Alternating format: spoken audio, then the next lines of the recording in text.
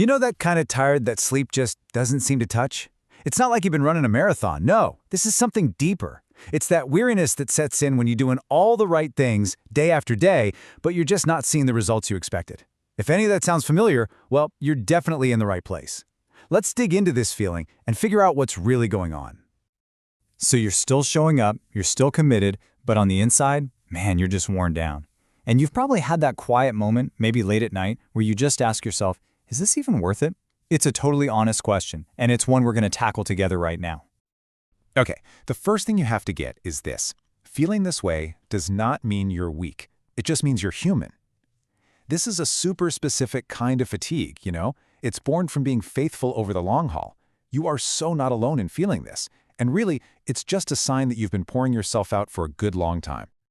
All right, let's dive into a story that might just change the way you see your own weariness. It's such a powerful reminder that, yeah, even the strongest people out there need to take a break.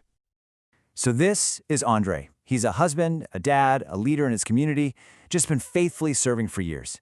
And his words here, they might hit close to home for you. It's that feeling, right, where what you're pouring out is just so much more than what you're taking in. He's not quitting, not at all, but he is absolutely running on empty. And what's so fascinating about this is that Andre's very modern experience of burnout, it actually points to something ancient, a timeless human experience that we see play out thousands of years ago in the story of the prophet Elijah. This just goes to show this isn't some new problem. It's a classic part of the spiritual journey. I mean, just look at this contrast. It's wild. On one side, Elijah has this huge mountaintop victory. We're talking fire falling from heaven. You really can't get a bigger win than that.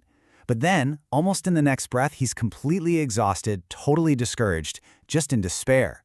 It's such a powerful lesson that sometimes our biggest wins can actually lead straight to our deepest exhaustion. So how does God respond to this epic burnout? Well, it's not with a lecture. There's no scolding for a lack of faith. Nope. The response is, well, it's just gentle, practical care. First, he gets him some food, simple physical care. Then he lets him rest, an intentional pause. And finally, he shows up in a quiet, gentle whisper, a calm presence. It's not a demand for more. It's an invitation to be restored. And this was the big aha moment for Andre. He heard Elijah's story and it just clicked. He realized that feeling tired isn't a sign that you're failing. It's just a signal, like a low battery warning, that says, hey, you've been faithful for a long time, and now it's time to recharge. That's a huge realization, for him and for all of us, really. Okay, so we've seen what this looks like. Now let's get into the why. Why does doing good so often feel so exhausting? Let's break down some of the root causes. So the Apostle Paul writes this, and you got to pay attention to the wording. He doesn't say, if you get weary. He says, let us not grow weary. That little word implies that the temptation to get tired is expected. It's part of the deal. And the promise, it's not for an instant reward, but for a harvest at the proper time. That really sets the stage for everything else. So, reason number one, we confuse being faithful with being busy. It's a huge trap. We hear God's call to stay connected to Him, but somehow we translate that into a demand to be nonstop. But the moment our productivity starts to matter more than our presence, well, burnout is pretty much guaranteed to follow. All right, reason number two is a big one for our culture, impatience. We live in a world of two-day shipping and on-demand everything, right? And we accidentally apply that same expectation to our spiritual lives. But faithfulness, it's all about obedience in the process, not instant outcomes. That image of a seed is perfect. All that crucial growth happens underground, in the dark, long before you ever see a sprout. And the third reason? It's simple, really. We forget to receive while we're giving. You've heard the saying, you can't pour from an empty cup, and it's so true. We give and serve and pour ourselves out, but we completely forget to refill. I mean, think about it. If Jesus himself had to get away to lonely places to pray and recharge, what makes us think we can just keep going without doing the same? Okay, we've talked about the problem. Now let's talk solutions. We're going to get super practical with 4 rhythms you can actually build into your life to stay faithful for the long haul without burning out.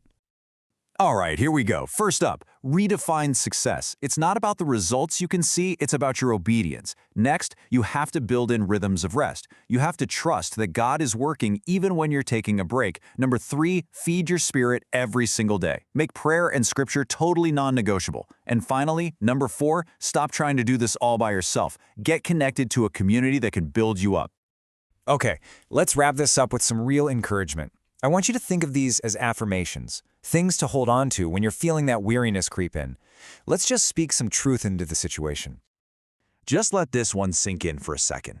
You are not behind. Your journey is your journey. And your pace, it's the right pace for you. Remember this too. You are becoming. This isn't about arriving at some perfect destination. Faithfulness is all about the process of becoming.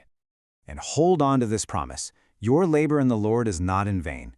Every single thing you do in faith, whether anyone sees it or not, it has purpose, it has meaning, it is never, ever wasted. So really, it comes down to a choice. The goal of the enemy is to get you tired and uprooted, so worn out that you just want to quit. But God's plan? It's for you to be rested and rooted deep, so you can stand strong through any season. And please believe this. God always, always rewards perseverance. It's probably not going to be overnight, but it will be on time. You just have to trust the timing. So, to wrap this all up, let's make it real. My question for you is this. What is one rhythm of rest you can build into your life this week? Not someday, but this week. Don't just think about it. Pick one thing and commit to it, because that's where the change really begins. Want to start your week with power, peace, and purpose? Join the Affirm Your Greatness community, where faith meets mindset, all for just $9 a month or $50 a year. This is your space to speak life, grow boldly, and walk in God's promises. Affirm your greatness, speak life, live boldly. Now available on Amazon.com. Unlock the transformative power of positive affirmations with this essential guide by certified personal development coach and motivational speaker, Dennis of DennisMotivates.com. In Affirm Your Greatness, you'll discover the science behind affirmations and learn how to craft personalized affirmations that resonate with your unique journey. Get your copy today. Find the link in the description. Thanks.